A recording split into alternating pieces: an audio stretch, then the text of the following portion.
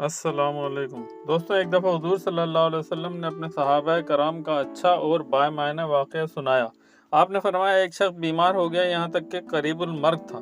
तो इसने एक दोस्त से पूछा, ये दोस्त, तुम मेरी इस मुश्किल में क्या मदद करोगे? इसने जवाब दिया, जनाब, मैं सारी ज़िंदगी आपकी खिदमत करता रहूँगा, लेकिन अब मौत का मेरे पास कोई इलाज नहीं, अब मैं आपकी कोई खिदमत नहीं कर सकता। इसने दूसरे दोस्त को तलब करके अपनी मदद का कहा। इसने जवाब दिया, मैं तो आपके लिए सिर्फ ये कर सकता हूँ कि आपका इंतकाल हो जाए तो आपको नहलाकर खुशबू लगाकर दफन कर दूं।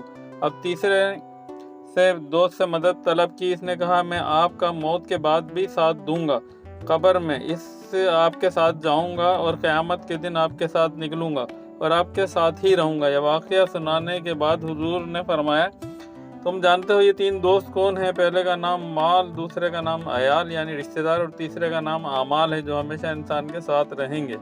दोस्तों, पोस्ट पसंद आई है तो लाइक, शेयर और सब्सक्राइब ज़रूर कीजिएगा। जज़ाकल्लाह।